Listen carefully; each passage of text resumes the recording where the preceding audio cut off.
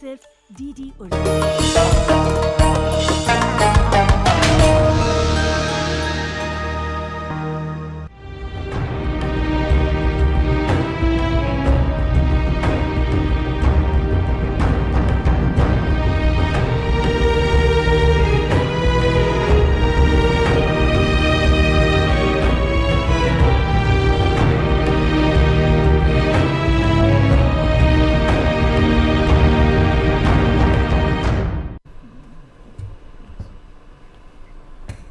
आदाब नाजरीन, मैं हूं फरहान नज्म। डीडी उर्दू की बेहद ख़ास पेशकश हेलो डॉक्टर में आपका तहे दिल से इस्तकबाल। जैसा कि आप जानते हैं कि हर सप्ताह हम आपके लिए लेकर आते हैं हेलो डॉक्टर प्रोग्राम, और इस प्रोग्राम के ज़रिए हम आपको बताते हैं बहुत सी ऐसी बातें जो आपकी ज़िंदगी में आपकी ज़िंदगी को बेहतर बनाने के लिए, उसे खूबसूरत बनाने के लिए हमेशा आपके काम आती हैं। और वो बातें हैं आपसे सेहत से जुड़ी बातें, आपकी ज़िंदगी से जुड़ी बातें, और वो बातें जो आपकी तर्ज ज़िंदगी को बेहतर बनाती हैं, आपको वो सब चीज़ें बताती हैं जो आपके बहुत ज़्यादा काम आती हैं। नाज़रीन, आप जानते हैं कि हम जो बातें करते हैं उनके लिए हमारे जो माहिरीन हैं हमेशा जो जोर डालते हैं वो तर्ज ज़िंदगी पर डालते हैं। तो तर्ज ज़िंदगी से ताल्लुक़ रखती हुई जो चीज़ें हैं वो अगर हम सही से नहीं अपनाते, वो पूरी तरह से हमारी ज़िंदगी पे असर डालते हैं और बुरा असर डालते हैं। और अगर हम बेहतर अच्छी तर्ज ज़िंदगी अपनाते हैं तो वो भी हमारे लिए बहुत अच्छा साबित होता है और हमारी ज़िंदगी को आगे अच्छा बनाता है। हम आजकल देख रहे हैं जैसे तर्ज ज़िंदगी ख़राब हो जाती है तो बहुत से अमराज पनपने लगते हैं, बहुत सी परेशानियां सामने आने लगती हैं। एक मर्ज़ ऐसा ही है जो माशरे में बहुत ज़्यादा देखा जा रहा है, और वो है हेमोराइड्स, पाइल्स या बवासीर, जो कि सीधा सीधा ताल्लुक़ खाने पीने से है। आपकी जो ग़िज़ा आप खा रहे हैं, अगर आप बेहतर ज़िंदगी नहीं मतलब गुजार रहे हैं, बेहतर खाना नहीं ले रहे हैं, तो आपकी ज़िंदगी पर जो पूरा असर डल रहा है वो आपकी पूरी मजमूई सेहत पे डल रहा है। आपकी सेहत के बाद जो अमराज पनप रहे हैं वो आपको पूरी तरह से परेशान कर रहे हैं। ये जो पाइल्स है ये भी बहुत ज़्यादा आजकल देखी जा रही है, जैसे कि मैंने बताया। तो इसका ताल्लुक़ ग़िज़ा से है, तर्ज़ ज़िंदगी से है, और हमारी हर उस चीज़ से है जो हम गलत राह पर चलते हैं। तो आज इस ख़ास मौजू पर आपसे गुफ्तगू होगी, आपको बताएंगे कि किस तरह से आप इससे बच सकते हैं और जो इस मर्ज़ में मुब्तला हैं वो कैसे इसको डील कर सकते हैं। तो इस पे बात करने के लिए जो माहिरीन हैं वो आपके हर सवाल का जवाब देंगे। और स्क्रीन पर जो नंबर इस वक्त फ्लैश हो रहा है इस पर आप फ़ोन भी कर सकते हैं, डायरेक्ट बात कर सकते हैं और हमारे माहिरीन से कोई भी सलाह ले सकते हैं। तो शुरुआत करते हैं अपने इस ख़ास पेशकश का, इस बेहद ख़ास रिपोर्ट के साथ। मुलाज़ा फरमाइए।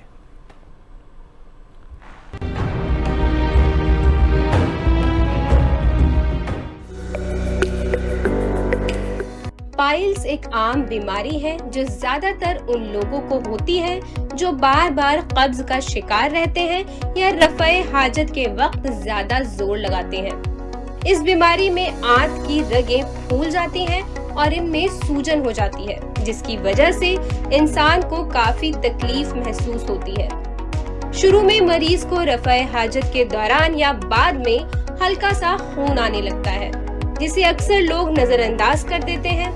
आहिस्ता आहिस्ता ये मसला बढ़कर मिक़ाद के पास सूजन, गांठ या गुठली बनने, जलन, खारिश और बैठने या चलने में दिक्कत की सूरत में सामने आता है। बाज़ औक़ात ऐसा भी लगता है कि आंतें पूरी तरह खाली नहीं हो रही। ये सब बातें मरीज के लिए न सिर्फ जिस्मानी अज़ियत का बाइस बनती है बल्कि रोजमर्रा जिंदगी भी मुश्किल हो जाती है। अगर इसका इलाज बर वक्त न किया जाए तो बीमारी मजीद बढ़ सकती है। पाइल्स से बचने के लिए सबसे जरूरी है कि कब्ज को कंट्रोल किया जाए। इसके लिए ज्यादा पानी पीना, सब्जियां, फल खाना और फाइबर वाली ग़िज़ाएं इस्तेमाल करना बहुत फायदेमंद है। साथ ही तेल, मसाले और बाजारी खानों से परहेज करना चाहिए। हल्की फुल्की वर्जिश करने और वक्त पर रफ़े हाजत करने की आदत डालने से भी ये बीमारी काबू में रह सकती है। खुलासा ये है कि पाइल्स कोई लाइलाज मर्ज नहीं। अगर सफाई का ख्याल रखा जाए, वक्त पर इलाज किया जाए और एहतियाती तदाबीर अपनाई जाए तो इससे आसानी से बचाव भी जा सकता है और सेहतमंद जिंदगी भी गुजारी जा सकती है।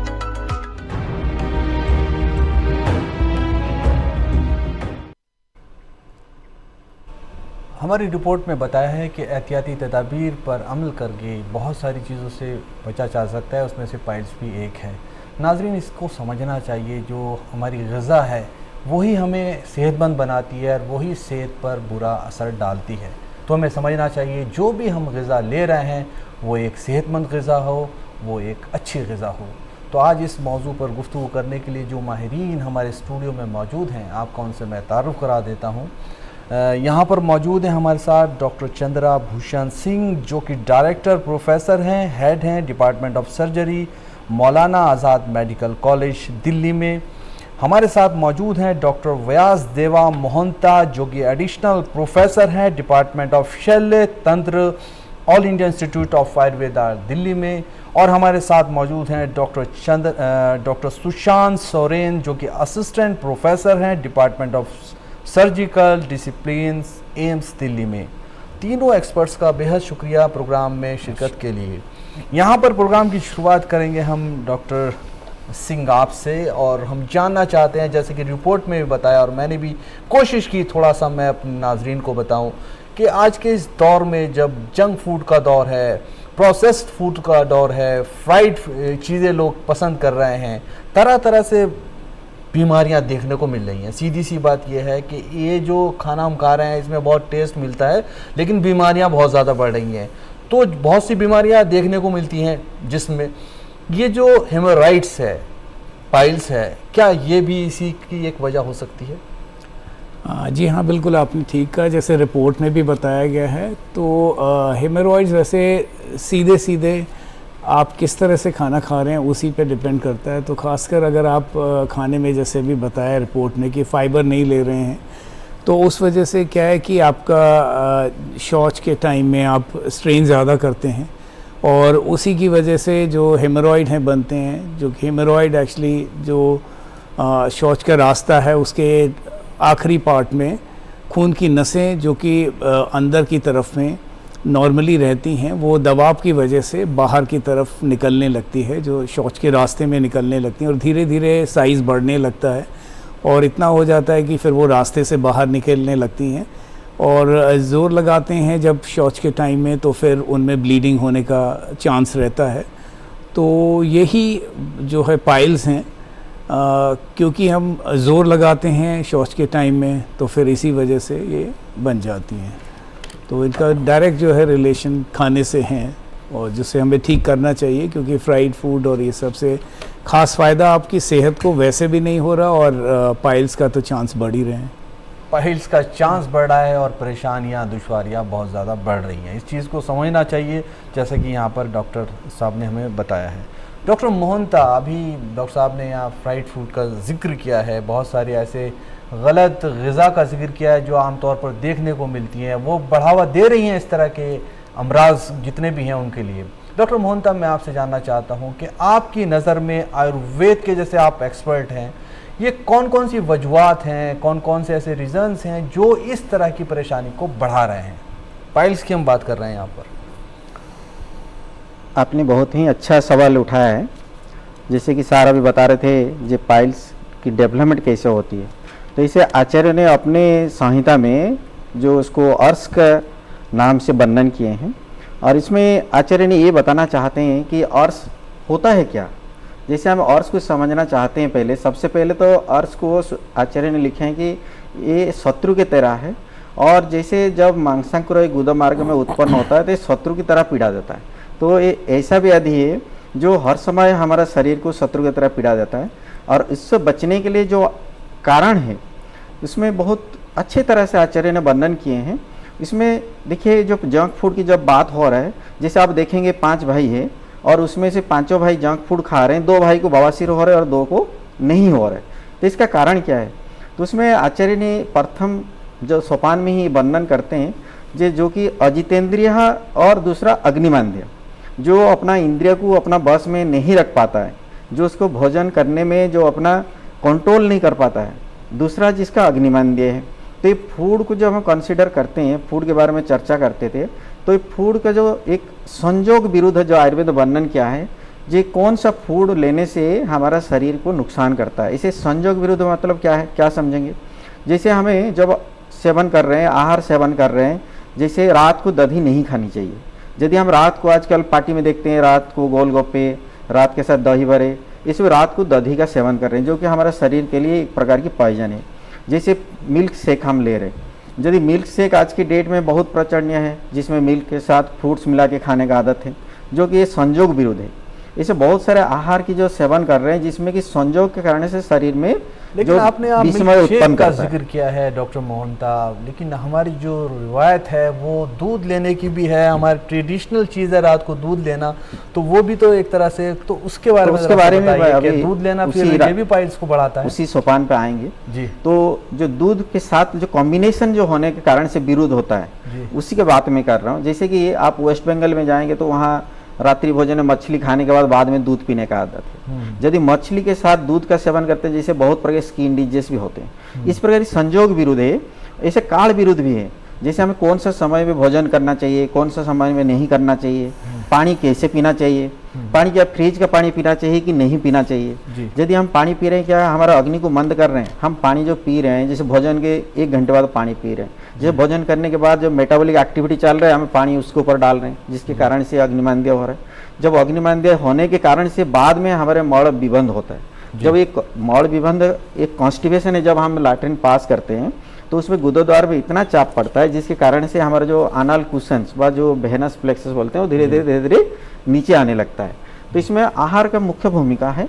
जैसे हमारा कोई मकान बनाते हैं तो 4 पिलर लगाते हैं, ऐसे जीवन को शरीर अपना शरीर को जो ठीक तरह से हम पालन करना चाहते हैं, तो उसमें आहार एक इम्पोर्टेंट कंपोनेंट है। राइट, आपने बताया कि जो डाइट है उसकी बहुत ज़्यादा वैल्यू है, इसे समझना चाहिए। डाइट से जुड़ी एक सवाल मैं यहाँ पर एक सवाल लेना चाहूँगा यहाँ पर डॉक्टर सोरेन से। डॉक्टर सोरेन, मिर्च मसाले का भी हमारे यहाँ बहुत ज़्यादा रिवाज है। हम देखते हैं, शादियों की बात तो बहुत दूर की है, घरों में भी मिर्च मसाले बहुत ज़्यादा इस्तेमाल होते हैं। हम होटल्स पे खाना खाते हैं, वहाँ पर मिर्च मसालों का बहुत ज़्यादा इस्तेमाल होता है। मेरा सवाल आपसे ये है कि क्या मिर्च मसाले वाले जो खाने हैं वो भी इस मर्ज़ को बढ़ावा देते हैं? मिर्च मसाले जैसे कि हम जानते हैं कि खाने को स्वाद बढ़ाने के लिए हम यूज़ करते हैं, और आज के टाइम में ये हमारे, आप रेस्टोरेंट में जाइए या घर में भी हम जो खाना बनता है उसमें मसालों का अच्छा खासा प्रयोग होता है। पर हमारे पास ऐसे डायरेक्ट कोई एविडेंस नहीं है कि जिससे हम बोल सकें कि केवल मिर्च मसालों से क्या पाइल्स का संभावना बढ़ती है, नहीं। पर हाँ, उसके साथ हम क्या और खा रहे हैं, जैसे मैदे का खाना या कॉन्स्टिपेटिंग फूड्स और क्या क्या हैं, उस वजह से पाइल्स की समस्या बढ़ सकती है। मिर्च मसालों से एक समस्या एक और हो सकती है कि जिनको पाइल्स है या फिशर है, उनमें सिम्टम्स बहुत ज़्यादा एग्रावेट हो जाते हैं, ये हम ज़रूर कह सकते हैं। ओके, आपने अभी जिक्र किया पाइल्स का, आपने जिक्र किया यहाँ पर फिशर का, फ्यूस्टेला भी एक तरह का एक हिस्सा है इसका। अब मैं डॉक्टर सिंह आपके पास आऊँगा, यहाँ पर डॉक्टर सोरेन की बात से थोड़ा सा मैं मतलब रिलेट करूँगा यहाँ पर कि ज़रा सा ये बताएं कि जो फिशर है या फिस्टुला है, इसमें और बवासीर में, पाइल्स में क्या फ़र्क है, और दोनों के होने की वजूहात क्या अलग अलग है या एक ही वजह की वजह से इस तरह के अमराज पनपते हैं? देखिए, फिशर जैसे अगर हम बात करते हैं तो फिशर क्या है, जो वही जो गुदा का रास्ता है, शौच का रास्ता है, उसके आखिरी पार्ट में कह लें कि घाव बन जाता है। तो वो भी इसलिए है क्योंकि जैसे जिस लोगों को कब्ज़ रहता है तो वो जो शौच जाने के टाइम में ज़्यादा ज़ोर लगाते हैं, और वो इसलिए भी होता है क्योंकि जो हम कहते हैं स्टूल्स होते हैं वो हार्ड होते हैं, उनमें पानी की मात्रा कम है, वो लोग फाइबर कम लेते हैं, पानी कम पीते हैं। तो वो जो हार्ड स्टूल होते हैं और कॉन्स्टिपेशन रहता है, तो जब स्ट्रेन करते हैं तो वही हार्ड स्टूल जो शौच का रास्ता एंड में, उसमें एक तरह से चोट मारते हैं और एक घाव बन जाता है, तो उसे कहते हैं फिशर। तो यहाँ तक कारण जो है वो लग रहा है सेम है, कॉमन होता है, लेकिन बीमारी एक तरह से अलग अलग है और इसीलिए उनकी कंप्लेंट्स भी अलग अलग हैं। और जब हम बात करते हैं फिशला की, तो फिशला ये रहता है कि ये काफ़ी कुछ फिशर से जुड़ा हुआ है, कि वही उसी पार्ट में जहाँ पर फिशर होता है वहाँ पर कुछ ग्लैंड होते हैं जो कि जो गुदा का रास्ता है उसमें शौच के रास्ते में ओपन होते हैं, और उसका दूसरा सिरा जो है वो जो शौच का रास्ता उसके बाहर की तरफ होता है। तो जब उसमें इन्फेक्शन होता है तो उन्हीं ग्लैंड में इन्फेक्शन होने की वजह से जो शौच का रास्ता है उसके आसपास पस बन जाता है, इन्फेक्शन हो जाता है। वो पस बढ़ता जाता है तो उसका एक सिरा तो अंदर खुल ही रहा है जो शौच के रास्ते में, दूसरा सिरा जो है वो स्किन की तरफ, खाल की तरफ, जो शौच का रास्ता होता है उसके आसपास की खाल में खुलने लगता है। इस तरह से एक कनेक्शन बन जाता है जो शौच के रास्ते के पास की स्किन से एक छेद होके वो रास्ता तय करके शौच के रास्ते में जुड़ जाता है। तो इस तरह से तीनों अलग अलग बीमारियां, लेकिन सबको जोड़ा जाए, कब्ज़ यहाँ पर बहुत ही कॉमन बात है जो इस सब मतलब जो एक मेन वजह है वो यही है, जैसे कि डॉक्टर साहब ने बताया। मैं जानने की कोशिश करूँगा डॉक्टर मोहंता से। डॉक्टर मोहंता, एक बात बताइए, आपके पास अगर कोई मतलब मरीज़ आता है, इस तरह के सिम्टम्स लेकर आता है, अलामात लेकर आता है, तो आप उसको किस तरह से डायग्नोज करते हैं? कौन कौन से ऐसे सिम्टम्स हैं जो आप उसमें देखते हैं? और इसमें ट्रीटमेंट की भी आप ज़रा सा बताइएगा कि आयुर्वेद में किस तरह से ट्रीटमेंट किया जाता है। डॉक्टर मोहंता।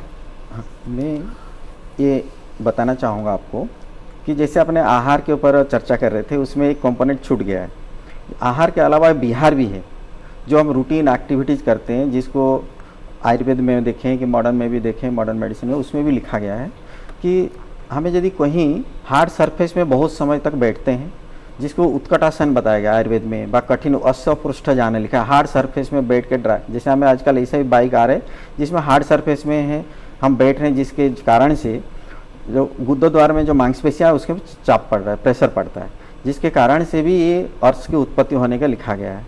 और साथ साथ में जो मानसिक कारण भी है, जिसमें यदि हम बहुत समय स्ट्रेस में रहेंगे तो हमारा डाइजेस्टिव मैकेनिज्म, जो डाइजेशन सिस्टम है, वो भी गड़बड़ हो जाता है। तो ये सभी कारण से जैसे अभी चर्चा हो रहा था कि बवासीर है, भगंदर है, फीसर है। मुख्यतः जो बवासीर है, देखा जाए तो दो प्रकार का पाइल्स है, जिसको हम पाइल्स आमतौर पे समझते हैं, तो इसलिए मैं पाइल्स के शब्द प्रयोग कर रहा हूँ। एक तो इंटरनल पाइल्स, एक एक्सटर्नल पाइल्स। ज़्यादातर जो इंटरनल पाइल्स होता है उसमें जब पेशेंट्स जो मरीज जब मलत्याग करते के समय पीड़ा रहित ब्लड, जो उसमें ब्लीडिंग का जो कंप्लेंट्स लेके आते हैं, और पीड़ा रहित जो खून का स्राव होगा उसमें। और जो एक्सटर्नल हेमोराइड्स, जो कि यदि मैक्सिमम समय हम जो देखते हैं, जो प्रेशर अनल कुशन में प्रेशर पड़ने के कारण से जो बाहर के मार्ग है, गुदद्वार के जो बाहर मार्ग में जो हेमोराइडल वेसल से वो रप्चर होने के कारण से जो स्किन के नीचे नीचे खून के थक्का जम जाता है, जिसमें कि पेशेंट्स को सीवियर अनल पेन होता है। पेशेंट्स हमारे पास आता है, बता रहे डॉक्टर साहब मेरा गुद्दोद्वार मार्ग में सूज गया है और उसमें बहुत दर्द है। तब हम ये समझ जाते हैं कि ये एक्सटर्नल हेमोराइड्स है, जिसके पेरियनल हेमाटोमा बना है। यदि उसको हमें फिशर के साथ डिफरेंशिएट करना चाहते हैं तो पेशेंट जब आके बताएंगे जी मेरा गुद्दा रास्ता में बहुत जलन हो रहा है, और जब लैट्रिन पास करने के प्रयास करता हूँ तभी एक दो बूंद खून भी निकल जा रहे हैं। तो ये हो रहा है अनल फिशर की। जब फिस्टुला की जो कहानी हो, फिस्टुला तो इनिशियली क्या होगा, मरीज जब बताएगा जब मेरे गुद्दोद्वार के बाहर फोड़ा हो गया था, जिस फोड़ा में बहुत दर्द था, और 2-3 दिन बाद वो फोड़ा अपने आप ही फाट जाएगा। कभी कभी फोड़ा यदि नहीं फटता है, हम बोलते हैं उसको डीप सीटेड एब्सिस, तो पेशेंट अपने आप हॉस्पिटल में पहुंच जाता है। जब हम देखते हैं कि उसके चारों तरफ सूजन है, लालिमा है, जब हम उसमें दबाते हैं। अच्छा, एक चीज़ और मैं पूछना चाहूँगा डॉक्टर मोहंता आपसे, बहुत से लोग बर्दाश्त करते रहते हैं इस तरह के जो मर्ज हैं, उसको काफ़ी वक्त तक बर्दाश्त करते रहते हैं, उसको इग्नोर करते रहते हैं, बर्दाश्त नहीं करते, इग्नोर करते रहते हैं। सही बात, सही बताया आपने। और वो जो इग्नोर करना है, उनका इग्नोरेंस है, वो आगे जाके बहुत ज़्यादा बढ़ जाता है। तो थोड़ा सा ये भी बताइए उसमें कि अगर इस तरह की लापरवाही, जो लफ्ज़ है सही वो इस्तेमाल यहाँ पे मैं करूँगा, वो करते हैं तो क्या नतीजे हो सकते हैं? क्या फिर बिल्कुल ट्रीटमेंट से बाहर चीज़ें हो जाती हैं, या क्या लाइफ पे भी बन सकती है? नहीं, ये तो लापरवाही हम नहीं बोलेंगे। ये तो एक गुद्दोद्वार की ऐसा जगह है, इनिशियली सभी रिलक्टेंट रहते हैं वो जगह को दिखाने में।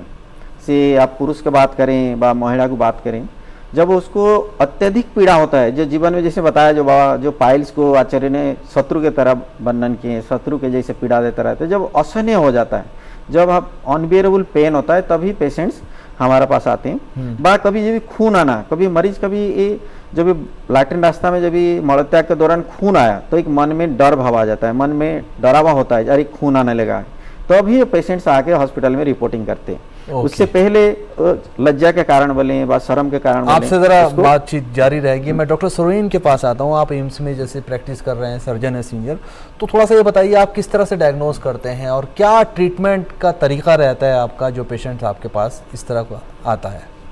देखिए, पाइल्स के मैनेजमेंट के लिए सबसे पहले तो उसको डायग्नोसिस वो बनानी ही है मैं हमें। जानना चाह रहा हूँ, थोड़ा उस जी। पर रोशनी डालिए, किस तरह से तो diagnosis पेशेंट करते सबसे हैं? पहले जो हमारे पास आते हैं उनका मेन कंप्लेन होता है कि शौच के टाइम, टॉयलेट के टाइम उनको ब्लड आता है। हाँ, ब्लड कई बार अर्ली स्टेज में बिना पेन के आता है, लेट स्टेज में कई बार पेन भी होता है, या फिर जब फिशर भी साथ में हो तब भी पेन होता है। तो ये तो हो गई पेशेंट की कंप्लेन की बात। फिर हम उनसे ये पूछते हैं कि आपको कब्जियत कितनी होती है। तो 90% पेशेंट्स को कॉन्स्टिपेशन की हिस्ट्री रहती है, और उसके बाद जब हम उनका एग्जामिनेशन करते हैं तो हम ये फिर किस ग्रेड का हेमोरॉयड है वो हम एग्जामिनेशन के थ्रू ग्रेड होते हैं इसमें, ग्रेड कितने होते हैं। ग्रेड तो होते हैं? ग्रेड 1 है कि आपको जब हम अंदर देखते हैं प्रोक्टोस्कोपी करके, तो हम ये देखते हैं कि पाइल्स के जो गुच्छे अंदर बन रहे हैं उनका साइज क्या है। अगर वो बहुत छोटे हैं तो उनको ग्रेड 1 कहते हैं। मैं आपको थोड़ा सा यहाँ रुकूँ जी। डॉक्टर सोरेन, बहुत अच्छे से आप यहाँ बता रहे हैं। एक फ़ोन आ गया, फ़ोन ले लेते हैं, फिर Sure. बात जारी रहेगी। जी। Hello hello. हाँ सर। जी जी, हेलो डॉक्टर, प्रोग्राम में आपका इस्तकबाल। अपना सवाल पूछिए।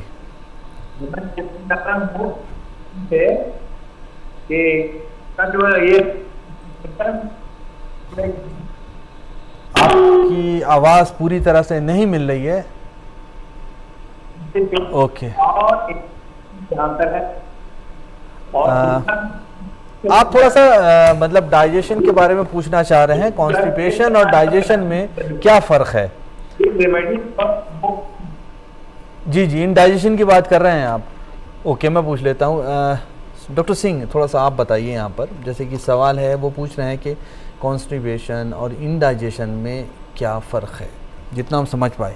जी, अब देखिए इंडाइजेशन क्या है कि जैसे हम खाना खाते हैं तो खाना खाने के बाद में इनिशियली तो लगता है शुरू में कि भाई पेट भर गया है, पर वो ऐसा भी ना लगे कि पेट काफ़ी समय तक भरा हुआ है, खाना आगे जाता नहीं है।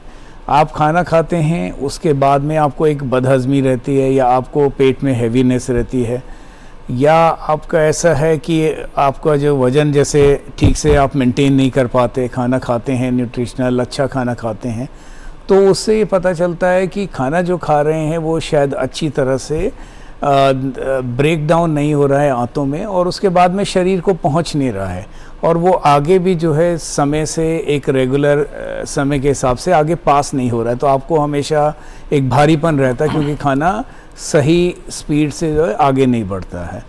तो आपको उस खाना खाने की कोई न्यूट्रिशनल बेनिफिट नहीं मिलना, और खाना खाने का जो प्रोसेस है वो हमारा एक दिनचर्या है, लेकिन वो आपके लिए एक हैवी काम हो जाए, आपको लगे मेरे को हैवीनेस है, तो इसका मतलब ये है कि आपको इंडाइजेशन है। अब कब्ज़ की बात करते हैं, तो जैसे कब्ज़ क्या है कि नॉर्मल हमारा एक रूटीन रहता है कि खाना खाते हैं, और नॉर्मली दिन में एक बार आदमी स्टूल्स पास करने के लिए जाता है। कईयों को हो सकता है आदत है कि भाई 2 बार भी जाते हों, तो वो उनका एक रेगुलर टाइम है, एक रेगुलर पैटर्न है, और उसके बावजूद अच्छे से वो महसूस करता है, एक अच्छा वेलबींग होती है, अच्छा महसूस करता है, कामकाज करता है, न्यूट्रिशन जिसे कहते हैं सेहत अच्छी बनी रहती है, वो उसका एक रूटीन है। ओके। कब्ज़ क्या है, अगर वो रूटीन बिगड़ जाए तो जो उसकी आदत से ज़्यादा वो हो जाए और वो उसको अफेक्ट करे, राइट, उसको राइट, खुद ख़राब लगे, वो कब्ज़ है। ओके। उम्मीद है कि जैसे कि डॉक्टर साहब ने आपको बताया, ये सारी बातें आपकी समझ में आई होंगी और आपके लिए बेहद कारगर साबित होंगी। फ़ोन करने के लिए आपका बेहद शुक्रिया। मेरी यहाँ पर सभी लोगों से दरख्वास्त है कि जो इस वक्त नंबर फ्लैश हो रहा है स्क्रीन पर, इस पर आप कॉल कर सकते हैं और डायरेक्ट बात कर सकते हैं माहिरीन से। आज का जो टॉपिक है वो आपके सामने है, पाइल्स का है। आप इससे ताल्लुक़ रखती हुई जो भी बात पूछना चाहते हैं पूछ सकते हैं। डॉक्टर सुरेन, आप बता रहे थे डायग्नोसिस के बारे में, थोड़ा सा उस पर आएँ प्लीज़। तो एक तो हो गई पेशेंट की हिस्ट्री, पेशेंट क्या लेके प्रेजेंट कर रहा है। पेशेंट को ब्लीडिंग है, पेन है, कब्जियत है, कुछ मस्से बाहर आते हैं, गुच्छे बाहर आते हैं, ये तो पेशेंट की कंप्लेन होगी। फिर हम आता है हमारा एग्जामिनेशन में हम देखते हैं कि जो गुच्छे आ रहे हैं वो किस ग्रेड के हैं। ग्रेड 1 है यानी कि वो अंदर हैं, छोटे छोटे गुच्छे हैं। ग्रेड 2 है कि वो बाहर आते हैं पर वो शौच पास करने के बाद वापस अपने आप ही अंदर चले जाते हैं। ग्रेड 3 होता है कि वो बाहर आते हैं, शौच के टाइम फंसे रहते हैं और सफाई के दौरान फिर हाथ से उनको अंदर करना पड़ता है। और ग्रेड 4 वो होते हैं जो बाहर ही फंसे रहते हैं, जिनको हम प्रोलैप्स्ड हेमोरॉइड्स बोलते हैं, ग्रेड 4 हेमोरॉइड्स बोलते हैं। तो स्टेज के हिसाब से ट्रीटमेंट हम निर्धारित करते हैं कि पेशेंट को किस तरीके का ट्रीटमेंट हम दे सकते हैं। ट्रीटमेंट के 2 पार्ट हैं, एक तो लाइफस्टाइल मॉडिफिकेशन हो गया या कोई स्पेसिफिक थेरेपी जैसे सर्जरी या मिनिमल इन्वेजिव जो हमारे टेक्निक्स हैं आजकल वो हम कर सकते हैं। लाइफस्टाइल मॉडिफिकेशन में एक तो है कि हमें डाइटरी फाइबर बहुत बढ़ाना है। फाइबर कहने का मतलब जैसे हरी पत्तीदार सब्जियां, इसबगोल ले सकते हैं, सब्जी का यानी कि कुल मिला के फाइबर आपको लेना है, फाइबर और इंटेक बढ़ाना जितना भी है। हो सके आपकी जो लाइफस्टाइल है उसको इस तरह से बनाना है कि आपको Yes. कॉन्स्टिपेशन की प्रॉब्लम जी, ना हो, तभी बिल्कुल, ये प्रॉब्लम सॉल्व हो बिल्कुल। पाएगी। एक Exercise कॉल ले करना लेते हैं, है। फिर आ जी, गई ये बिल्कुल। Call doctor Suren. Hello hello हाँ नमस्कार सर। जी मैं जी जानना नमस्कार। चाहता हूँ हेलो कि डॉक्टर प्रोग्राम में आपका कब्ज इस्तेमाल। हटाने के लिए क्या पेट सफा टेबलेट का यूज करना अच्छा है कि नहीं है, डॉक्टर मानता से जानना चाहता हूँ। डॉक्टर मोहनता से सवाल है, सवाल नमस्कार आपने सर। सुन लिया है, आपका बताएं। जो सवाल मैंने सुन लिया है, और आप जैसे बता रहे हैं पेट साफ का पाउडर, आजकल मार्केट में बहुत प्रकार के पाउडर अवेलेबल है, लेकिन मैं ये जानना चाहता हूँ जैसे आप ऐसे मार्केट से किसी प्रकार को दवाई हम खरीद के इस्तेमाल नहीं करना चाहिए। पहले बात तो आप किसी चिकित्सक का परामर्श करना चाहिए। ये कॉन्स्टिपेशन का कारण क्या है, कॉन्स्टिपेशन क्यों हो रहा है, वो जानना बेहद ज़रूरी है। उसके बाद यदि डॉक्टरों को लगता है जो ये हमारा फूड रिलेटेड है, बा आहार के संबंधित है, पानी की कमी है, उसके हिसाब से आपको कोई लाइफस्टाइल मॉडिफिकेशन है, बा पानी को बढ़ाना है, फिर दवाई की ज़रूरत है तो आपको दवाई का इस्तेमाल करना चाहिए। मेरा ये अनुरोध है, आप पहले किसी चिकित्सक को मिले, उसके बाद आप पेट साफ जो भी मार्केट में अवेलेबल जो प्रेस्क्रिप्शन होगा उसके हिसाब से उसको सेवन करिए। राइट। उम्मीद है जैसे कि डॉक्टर मोहनता ने बताया, ये बात आपके लिए काफ़ी अच्छी रहेगी, अच्छी साबित होगी। इस पर अमल कीजिए और किसी अच्छे फिजिशियन को आप दिखाइए। यहाँ पर एक गुजारिश है मेरे सभी प्रोग्राम देखने वालों से कि जो हमारा मकसद है इस प्रोग्राम का, हेलो डॉक्टर का, वो आपको अवेयर करना है, आपको बेदार करना है, जो आपकी मजमूई सेहत है उसको बेहतर बनाना है। देखिए, अगर किसी भी तरह की परेशानी आपको होती है तो आप किसी अच्छे डॉक्टर को दिखाइए, क्योंकि किसी और डॉक्टर ही आपको देखेगा फिजिकल और आपके टेस्ट करेगा, पूरा इवैल्यूएशन करेगा, उसके बाद ही वो आपको बता सकता है कि आपको किस तरह का मर्ज़ है और किस तरह से उस मर्ज़ से आपको छुटकारा मिल सकता है। फ़ोन करने के लिए आपका बेहद शुक्रिया। आपके पास आऊँगा डॉक्टर सिंह। यहाँ पर मैं यहाँ पर ट्रीटमेंट की बात चल रही थी, ग्रेड की बात चल रही थी, first, second, third and fourth. अब फोर्थ ग्रेड जब होता है तो सर्जरी की ज़रूरत पड़ जाती है। सर्जरी किस तरह से होती है, कितने दिन की होती है, सर्जरी से पहले, सर्जरी के बाद किन बातों का ख्याल रखना ज़रूरी है, और एक और बात क्या है, सर्जरी एक बार अगर हो गई तो क्या हमेशा के लिए इस मर्ज़ से छुटकारा मिल जाता है या बहुत मॉनिटर करने की ज़रूरत है? देखिए, जैसे सर्जरी की बात करते हैं आप, ग्रेड 4 की बात करें, क्या है कि सर्जरी करने के लिए कई तरीके जो कि वैलिड हैं, जो रिसर्च के बाद में वैलिडेट हो चुके हैं वो हैं जी। पर क्या है कि हर मेथड का अपना अपना एक रीच है, उसका एक क्या वो मतलब सफलता या कामयाबी दे सकता है, तो वो साइज़ के हिसाब से ही मतलब डिसाइड होता है जी। तो जहाँ तक आप कह रहे हैं कि उसके पहले कोई तैयारी हमें करनी है, तो उसके पहले तो ऐसे कोई ख़ास मतलब तैयारी नहीं है। आपका डायग्नोसिस मतलब बेहतर होना चाहिए, बिल्कुल एक्यूरेट होना चाहिए, और उसके बाद है कि सही ऑपरेशन, अगर ऑपरेशन की बात कर रहे हैं तो सही ऑपरेशन का चुनाव हो, और उसके बाद में ज़रूर आप कब्ज़ को अवॉइड करें, अपनी दिनचर्या को बेहतर करें, चाहे वो मेंटल स्टेट है उसको बेहतर करें, पानी काफ़ी पिएँ, फाइबर लें। फाइबर का अपना रिकमेंडेशन है, कहते हैं कम से कम 25 से 35 ग्राम, अगर आप खासकर इस किसी बीमारी से ग्रस्त हैं तो इतना फाइबर पर डे लेना चाहिए। और नॉर्मली एक फूड आप एप्पल लें या कुछ भी लें, उसमें 5 से 6 ग्राम जो है फाइबर होता है, तो आप अंदाज़ा लगा सकते हैं, या कोई सब्ज़ी है उसमें भी रफली इसी तरह से होता है, मैक्सिमम 8 ग्राम के आसपास, तो उसका बाद में ध्यान रखें।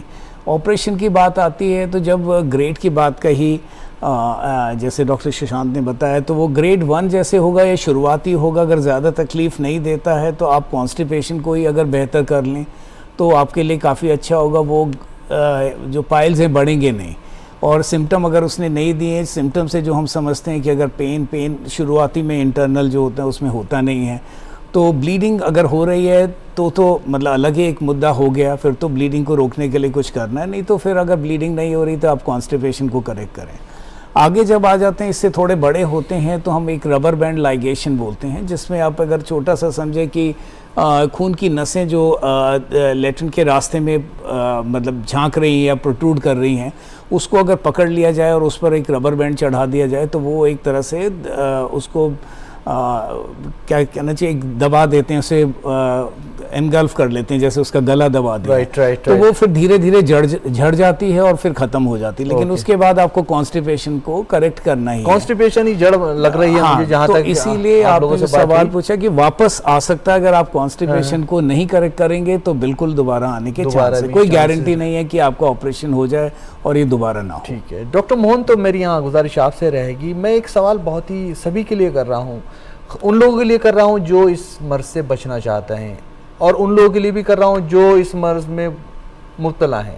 तो सवाल ये है कि क्या खाएं ऐसा कि ये मर्ज ना हो, और जिन लोगों को परेशानी है, ये बीमारी है, वो क्या खाएं कि उनकी ये जो है बैलेंस रहे, ठीक रहे और मैनेज रहे। डॉक्टर मोहनता। बहुत ही अच्छे सवाल। जैसे आपने बताया कि इसको रोकने के उपाय क्या है हमारे पास, जैसे कि ये जो बवासीर है कुछ एज के बाद सभी को होना है। जैसे बहुत रिसर्च स्टडी के बाद बुक में डॉक्यूमेंटेशन है जो after age of 50 some degree of haemorrhage सबको होना है। लेकिन आजकल की जो देखा जा रहा है, जो 15-16 साल से शुरू करके बूढ़े तक सभी को, मैक्सिमम लोगों को बवासीर हो जाता है। तो इसका कारण क्या है? तो ये कारण में ये जैसे हमको समझ में आया जाए, जैसे मैं बता रहा था कि किसी प्रकार की जो संजोग विरुद्ध आहार नहीं लेना है, तो हमको रूटीनली लाइफ में हमारा ऐसा आहार हो जो सुपाच्य हो। सुपाच्य मतलब इजीली डाइजेशन हो जाए। हम कैसे समझेंगे? जैसे हम खाने के बाद यदि पेट में आवारा ना हो रहा है, बहुत समय पेट में गुड़गुड़ाहट आवाज आता है, बहुत समय पेट में मरोड़ होता है, तो जिस फूड लेने के बाद आपको समझ में आ रहा है कि मेरे पेट में भारीपन आ रहा है, पेट में आवाज़ हो रहा है, दूसरे दिन मल त्याग करते समय मल द्वार में जलन है, पेशेंट को मैं हर समय बताता हूँ यदि आज भोजन लिया और कल शाम को बाद सुबह मल त्याग के दौरान जो जलन हुआ, मतलब सीधी सी बात है ये फूड आपके लिए सुइटेबल नहीं है। तो आप रूटीनली जैसे हम बताते हैं दाल चावल खिचड़ी, ये यदि हम नियमित रूप से सेवन करेंगे, सब्जी में जो प्रदूषित ना हो, स्टोर आइटम ना हो, ज़्यादा दिन तक फ्रीज में रख के किसी प्रकार की फूड आइटम को सेवन ना करें, क्योंकि जब से फ्रीज आया तब से हमारा शरीर का नुकसान ज़्यादा हो रहा है। तो हमें एक बार खाना बना के रख दिया, उसको 2 दिन 3 दिन तक सेवन कर रहे हैं। जैसे फास्ट फूड आ रहे हैं, आप देखे होंगे फ्रोजन फूड्स आ रहे हैं, ये सभी शरीर के नुकसान है। तो हम यदि नियमित रूप से सब्जी लाएंगे, सीजनल लाएंगे, मैं हर समय पेशेंट को एडवाइस करता हूँ कि आप सीजनल खाइए, जो सीजन में जो सब्जी मिल रहा है आप उसको सेवन करिए, जो सीजन में जो फ्रूट्स मिल रहा है उसी को सेवन करिए। तो एक बड़ा कॉमन फंडामेंटल प्रिंसिपल्स मेरे ऊपरी में बना रखा हूँ। यदि मेरे पेशेंट्स आ रहे हैं, मेरे पेशेंट का 60 kg बॉडी वेट है, तो मैं उनको बोलता हूँ इंटू 5 मतलब 300 ग्राम सलाद फाइबर फूड 150 ग्राम लंच से पहले, 150 ग्राम डिनर से पहले लेना ही लेना। उसके बाद उसको जो भी जितना भूख है उसके हिसाब से भोजन लेना है। मॉर्निंग इवनिंग उसी हिसाब से 150 ग्राम फ्रूट्स लेना है। साथ में नियमित गुनगुना पानी पीना है। यदि हम गुनगुना पानी पिएंगे तो हमारा डाइजेशन जो सिस्टम है, जो डाइजेशन प्रोसेस है, वो प्रॉपरली रेगुलेट होता है। तो ये मेरा इतना ही सलाह है, जिनको भी ये बीमारी है पाइल्स से, तो बिल्कुल पैक फूड, पैक और फास्ट फूड फ्रोजन आइटम तो बंद करें, सीजनल वेजिटेबल्स लें, फ्रूट्स खाएं और पानी नियमित रूप से गुनगुना पिए। डॉक्टर सोरेन, आपकी तरफ यहाँ पे आऊँगा मैं। अभी डॉक्टर मोहनता ने यहाँ पर बताया है कि ये हेमोरॉइड सभी को होना है एक वक्त में, इन्होंने एज वाइज बात की है। मैं जानना चाहता हूँ कि आज के इस दौर में देखा जा रहा है जो न्यू जनरेशन है उसको बहुत ज़्यादा ये परेशानी देखने को मिल रही है। तो कॉल आ गई है, आप ही के टर्न पे इस बार भी कॉल आ गई है, कॉल लेके आपसे बात शुरू करते हैं। हेलो हेलो हेलो जी, हेलो डॉक्टर, प्रोग्राम में आपका इस्तकबाल जी। सवाल पूछिए अपना प्लीज़। मुझे डॉक्टर सुशांत से पूछना है जी। अगर ये पॉइंट्स अनट्रीटेड रह जाए जी, तो क्या फ्यूचर में क्या ये कैंसरस बन सकते हैं? ऐसी कुछ स्टडी है या फिर? जी डॉक्टर सुशांत, आप ही के लिए सवाल है, थोड़ा सा बताइए। सवाल हम भी आपसे करने वाले थे, ये कॉलर ने पूछ लिया है। इसका मैं 2 तरीके से जवाब दूंगा। इसका सीधा सीधा आंसर है नो, नहीं, पाइल्स कैंसरस नहीं है। लेकिन जब भी स्पेशली ओल्ड एज में जब शौच के टाइम ब्लड आ रहा है तो हमको इसको इग्नोर नहीं करना है, क्योंकि कैंसर, मलद्वार का कैंसर भी ब्लीडिंग के साथ प्रेजेंट कर सकता है। तो मेरा कहने का मतलब ये है कि ये तो कैंसरस नहीं है पाइल्स, पर जब आपको ब्लीडिंग हो रही है, स्पेशली जब ओल्ड एज की बात है, 50+ की बात है, तब हमको इसको ये देखना है कि ये कैंसर का प्रेजेंटेशन तो नहीं है। ओके। क्योंकि मलद्वार का कैंसर भी ब्लीडिंग के साथ प्रेजेंट कर सकता है। दोनों में फ़र्क क्या है? कुछ तो ब्लीडिंग में फ़र्क होगा या सेम है? अक्सर कहा जाता है कि दोनों में कहीं ना कहीं ब्लीडिंग में फ़र्क है। जो पाइल्स की ब्लीडिंग होती है that is fresh bleeding, bright red bleeding जी। और मलद्वार का कैंसर या फिर बड़ी आंत का कैंसर हमेशा फ्रेश ब्लीडिंग के साथ प्रेजेंट नहीं कर सकता, उसके साथ वेट लॉस होगा, उसके साथ डार्क टारी स्टूल, डार्क स्टूल हो सकता है, मतलब प्रॉक्सिमल आगे के रास्ते से कहीं से। देखिए हम ये जानते हैं कि प्रेग्नेंट लेडीज़ जो हैं, औरतें हैं, उनमें प्रेगनेंसी के बाद पाइल्स के चांसेस बढ़ते हैं। ओल्ड एज में क्योंकि वो मलद्वार के जो एनल कुशन्स हैं, जो नसें हैं, उनकी इलास्टिसिटी कम हो जाती है, तो वो पेशेंट्स ज़्यादा, वो लोग ज़्यादा ससेप्टेबल हैं कि उनको पाइल्स आगे जाके हो। पर आपका जो सवाल है कि यंग एज में आज के टाइम में ये पाइल्स का इंसिडेंस बढ़ा, उसका सबसे बड़ा कारण ये है कि जो एक जिम कल्चर आया है, उसके बाद से प्रोटीन इंटेक जो लोग इतना कर रहे हैं, प्रोटीन पाउडर्स ले रहे हैं, वो इटसेल्फ कॉन्स्टिपेशन को बढ़ाते हैं जी। और साथ ही साथ ये भी है कि जो जंक फूड का कल्चर है, जो फास्ट फूड का कल्चर है, वो भी हमारे जनरेशन में ज़्यादा देखा गया है। तो ये दोनों कारण है कि आज के एज ग्रुप में मतलब यंग एज ग्रुप में ये सब चीज़ें ज़्यादा हो रही हैं। थोड़ा सा आप इलाज का भी बताइएगा, आप किस तरह से जैसे ऑपरेशन करते हैं अपने वहाँ पर, अपने सेंटर पर, तो इलाज कितने दिन पहले एडमिट होना पड़ता है पेशेंट को, और कितने दिन एडमिट रहना पड़ता है, और कैसे फॉलोअप की ज़रूरत पड़ती है, कितने दिन पड़ती है? जो हमारे जो डिफरेंट टेक्निक्स हैं इलाज के लिए, जैसे डॉक्टर साहब ने बताया सबसे कि सक्सेसफुल कौन सी टेक्निक है, उसके बारे में बताइए। ये सब कुछ डिपेंड करता है कि किस स्टेज में पेशेंट प्रेजेंट कर रहा है। 4 ग्रेड की बात कर रहे हैं, 4 ग्रेड की बात कर रहे हैं, तो आजकल हमारे पास नए टेक्निक्स हैं, जैसे ग्रेड 2 और अर्ली ग्रेड 3 में हम स्टेपलर की विधि से भी कर सकते हैं, जो कि पेशेंट को भर्ती रखना पड़ता है। बैंडिंग बहुत अच्छा हमारे पास तरीका है, ओपीडी बेसिस पे हम बैंडिंग कर सकते हैं। लेज़र्स आज के टाइम में मार्केट में आ चुके हैं, तो लेज़र का भी उपयोग कर सकते हैं। पर जो एडवांस्ड केसेस हैं, प्रोलैप्स्ड पाइल्स हैं, थ्रोम्बोस्ड पाइल्स हैं, उनमें आगे जाके हमें ओपन विधि से सर्जरी ही करनी पड़ती है।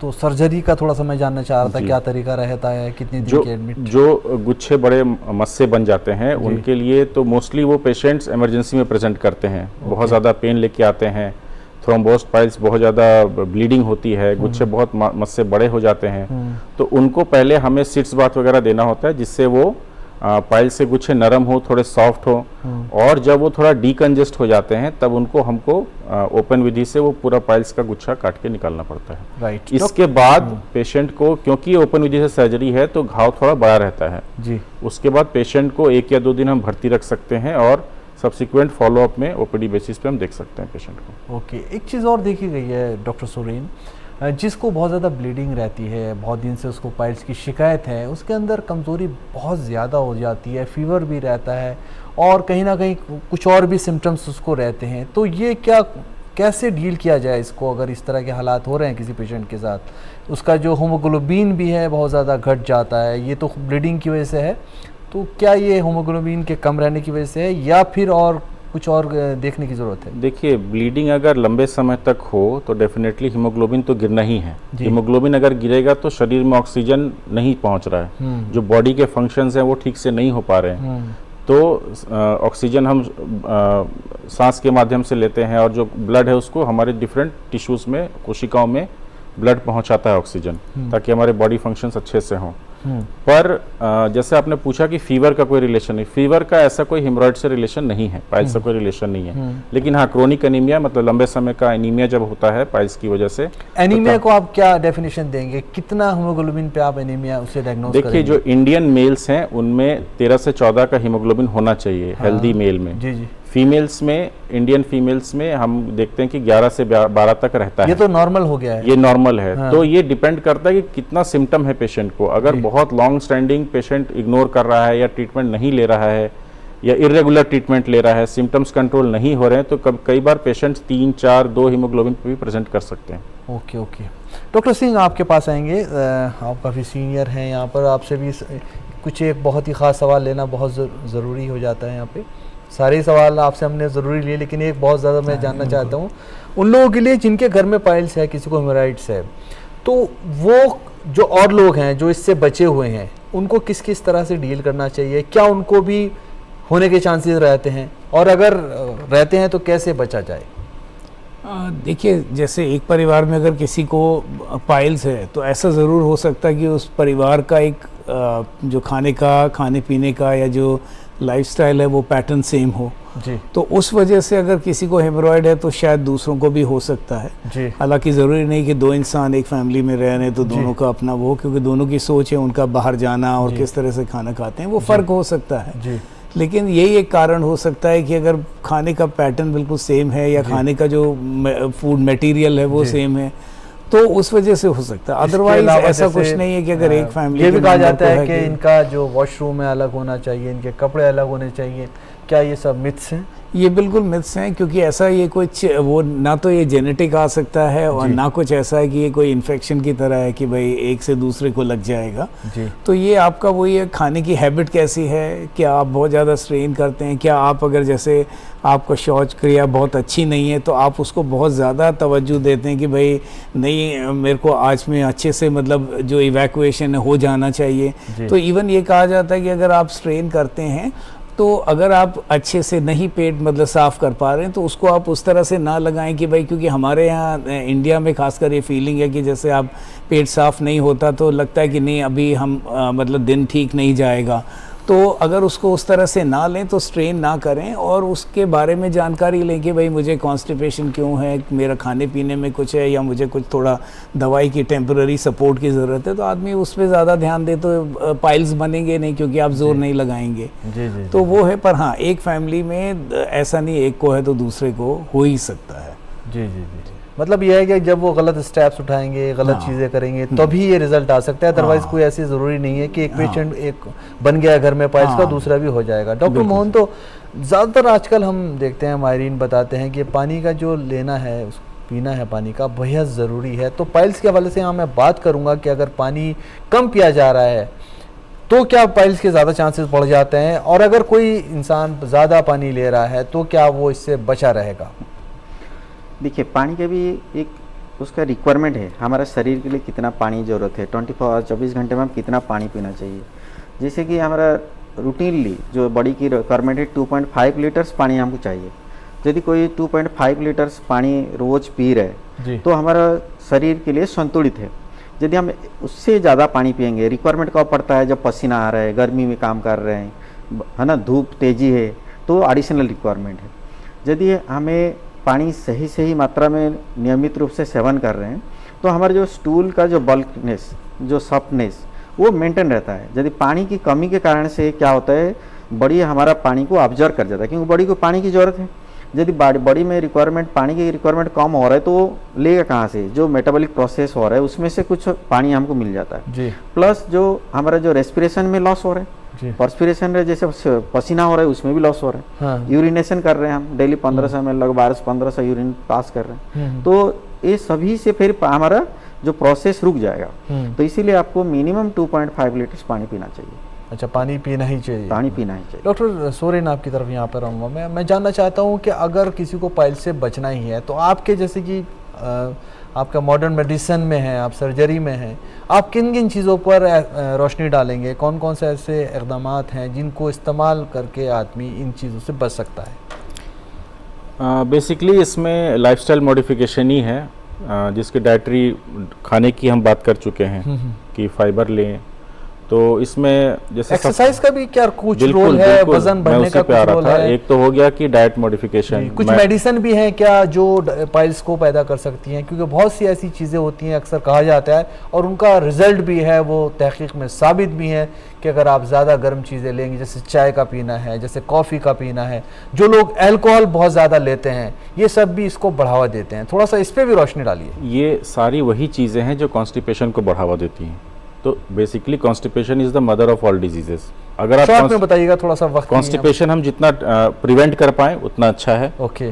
तो एक्सरसाइज बहुत इंपॉर्टेंट है। जब आप शौच के लिए जाएं बहुत जोर ना लगाएं, बहुत देर ना बैठें, क्योंकि जितनी देर आप बैठेंगे आप उतना जोर लगाएंगे। और ऐसे भी डे टू डे एक्टिविटी में आप वॉकिंग करते रहें, चलते फिरते रहें, एक्सरसाइज ज़रूर रखें। जो लोग ज़्यादा बैठने का काम है जिनका, ऑफिस में IT प्रोफेशनल्स, उनमें ये सब प्रॉब्लम आज के टाइम में बहुत ज़्यादा बढ़ रही है, बहुत ज़्यादा बढ़ रही है और इन्हें बढ़ना नहीं देना है, इनको रोकना है और सभी को सेहतमंद बनाना है। हमारा आज के इस प्रोग्राम में सभी माहिरीन ने बहुत खूबसूरती से बहुत ही कीमती जानकारी फराहम कराई। अब हम गुजारिश करेंगे तीनों माहिरीन से कि वो अपने कुछ मैसेजेस दें हमारे नाजरीन के लिए और बताएं कि किस तरह की ऐसी चीज़ें हैं जिन्हें इस्तेमाल करके अपनी ज़िंदगी में लाकर हम इस मर्ज से बच सकते हैं। मैं शुरुआत करता हूं यहाँ पे डॉक्टर सिंह, आपका किस तरह का पैगाम रहेगा? मेरे ख्याल से मतलब जो हमने इसके कॉजेज़ हैं उसके बारे में बात करी, तो शायद जनरल अवेयरनेस एक तो पाइल्स के बारे में होनी चाहिए कि भाई कॉन्स्टिपेशन की वजह से होता है। और जैसे कई बार हम सारे जो हमारे पैनलिस्ट हैं उन्होंने ये बात इसको कही कि खाना सादा हो, और जैसे वो ये सीजनल है चाहे तो खाना जो है बहुत कॉम्प्लेक्स और कॉम्प्लिकेटेड खा रहे हैं जी जी जी तो खाना बेहतर हो, और अगर कोई दिक्कत है तो बिल्कुल चेकअप कराना चाहिए। और ऑपरेशन से लेके छोटे से लेके बड़े ऑपरेशन अवेलेबल हैं, और इग्नोर नहीं करना रिक्वायरमेंट है उसको करवाना चाहिए। डॉक्टर मोहन, तो आप किस तरह से अपना संदेश पैगाम देना चाहेंगे? मैं तो ये संदेश देना चाहूँगा जिसको भी ये बवासीर है व पाइल्स है, किसी पर घरेलू उपचार ना करें, क्योंकि आजकल हमारे आसपास में कहीं डॉक्टर की कमी नहीं है, हॉस्पिटल की कमी नहीं है। तो यदि खून शौच करते वक्त यदि खून आ रहा है तो इमीडिएट परामर्श करें, यही मेरा सलाह है सभी को। राइट। डॉक्टर सोरेन, आप किस तरह का मैसेज देना चाहेंगे? मैं बस यही कहूँगा लोगों को कि घबराएं नहीं, शर्माएं नहीं, और समय रहते इलाज लें और डॉक्टर से ज़रूर मिलें। डॉक्टर से ज़रूर मिलें और उन चीज़ों को बताएं कि अगर किसी भी तरह के अलामात आप महसूस कर रहे हैं, चाहे वो ब्लीडिंग के हैं, चाहे वो दूसरी चीज़ें हैं जो इस तरह की तरफ इंडिकेट करते हैं, आपको उसका बेहद ख्याल रखने की ज़रूरत है और डॉक्टर के पास जाने की ज़रूरत है। क्योंकि डॉक्टर्स ने बताया सब कुछ इलाज हो सकता है, बिल्कुल मरीज़ ठीक हो सकता है। शर्त यह है कि आप वक्त पे इलाज करें, अच्छे डॉक्टर के पास जाएं और जो डॉक्टर का है वो सब करें। उम्मीद है नाजरीन आज की ये ख़ास पेशकश जो कि हमारी माहिरीन ने बताया सब कुछ पाइल्स के बारे में, ये आपको पसंद आई होगी, आपके लिए बेहद कारगर साबित होगी। अपना बहुत ख्याल रखिएगा। और एक चीज़ मैं और कहना चाहूँगा, जो ईमेल इस वक्त फ्लैश हो रहा है हमारी स्क्रीन पर, इस पर आप अपना मेल कर सकते हैं और किसी भी तरह का सजेशन है हमें भेज सकते हैं। हम कोशिश करेंगे हम उसको अपने प्रोग्राम में शामिल करें। इसके अलावा इस प्रोग्राम को आप यूट्यूब पर भी देख सकते हैं, क्योंकि ये प्रोग्राम यूट्यूब पर भी अवेलेबल होगा। और अभी फ़िलहाल आपको छोड़ के जा रहे हैं यहाँ पर। अपना बेहद ख्याल रखिए, सेहतमंद रहिए, हमेशा खुश रहिए। आदाब। खुराक में फाइबर वाली सब्जियां और फल शामिल करें। ज्यादा मसालेदार और तली हुई अशिया से परहेज करें।